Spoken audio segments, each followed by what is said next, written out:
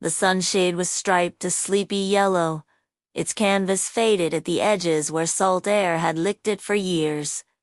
It staked a small, soft triangle of shade into an otherwise blazing afternoon. The beach around it was a carnival of sound. Gulls arguing overhead, children discovering the physics of sand, radios doing their best to be the sea. Under the sunshade, it was quieter, like a room with the door ajar. Nina had dragged it down to the shore, because the promise of shade felt like a reason to try it all today. She spread a towel, sat cross-legged, and pretended the waves were breathing for her. The book in her bag was the kind you buy to become a person who reads on beaches. She didn't open it. A shadow crossed her towel. Mind if I? A voice asked, already hesitant. The man was carrying a paper cup with a wooden stirrer, and that summer look of someone who has tried on joy and found it a size too bold. Nina shifted, offering half the shade. "It's not mine," she said, and only after realized it was. He sat with careful knees. "I'm Leo," he added, as if solving a problem. Nina, they watched the water in a comfortable knot. Leo took a loud sip. "They put cinnamon on the iced coffee here," he said, amazed at the discovery, as if he had invented the spice. "It feels extravagant. What are we if not cinnamon on iced coffee?" Nina said, and the joke was small, but it landed. They both smiled, and the sunshade seemed to loosen a knot. A wind lifted and fluttered a corner of canvas. A sliver of sunlight slid across Nina's ankles. She tucked her feet into the sand. Leo noticed. Scooped sand, too.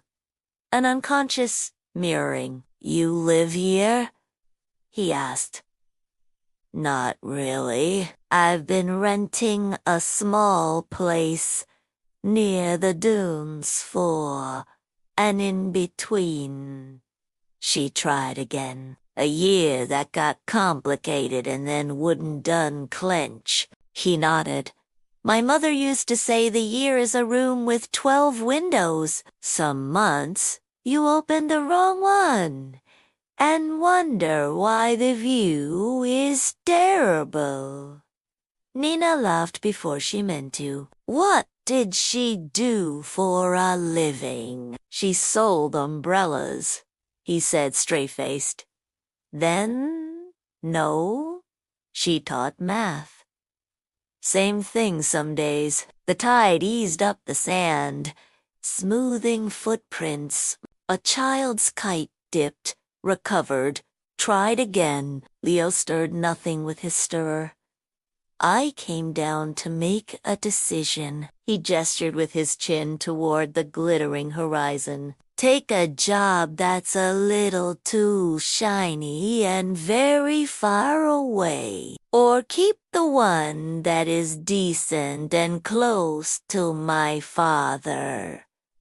"And you?" he asked, almost as an afterthought, not wanting to put a pin where there might be an ache. "I came down to not decide for one afternoon." She pinched a ridge into the sand. The ridge fell with perfect, predictable disobedience. "I got very good at moving fast for a long time, and now I don't trust moving at all." A gull stepped into their shade, bold as a tourist. Leo offered it the dignified courtesy of pretending not to see. "My mother's other saying," he ventured, "was that shade is not the opposite of sun. It's how we learn to love it." The hours folded themselves without announcing it. Nina discovered that Leo collected facts about ordinary things and kept them polished. Why seafoam looks white, how sand remembers wind. Leo discovered that Nina remembered people the way cartographers remember coastlines. She could trace the soft, secret inlets of someone she'd known for 10 minutes.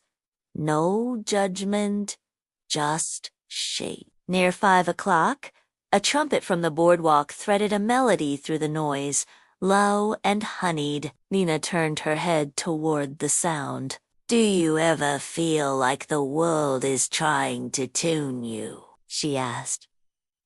"All the time," Leo said. "But I keep changing instruments." They stood when the sun moved large and amber toward the ocean. All of them. Kites, teenagers, old couples, performing the beach's quiet ritual of leaving. Leo held the sunshade while Nina loosened the stubborn screw that bit into the sand. They worked the way people do, who have done this before, even if not together. At the promenade, they paused. "I'm supposed to decide tonight?" Leo said. He wasn't asking her to decide for him, but his voice had that vulnerable tilt. "Then don't," Nina said gently. "Decide with your morning lungs." He nodded, like a student who has been given permission to erase instead of underline. "Coffee tomorrow. I can bring the scandalous cinnamon." "Bring the hat, too," she said. "The one you're pretending isn't ridiculous." He touched the brim as if seeing it for the first time. "Deal?" They parted with the casual formality of strangers who plan to be less so. Nina walked home feeling something uncoil that had been living behind her ribs. She carried the sunshade on her shoulder like a sail that had remembered the word harbor. That night, a breeze moved through the open window of her small place, lifting the curtain and setting it down again, as if the sea were breathing for her still. She lay there and thought, not about the story of a year that wouldn't unclench, but about a strip of shade stitched into a too bright day and the small conversations that bloom where light and shelter meet.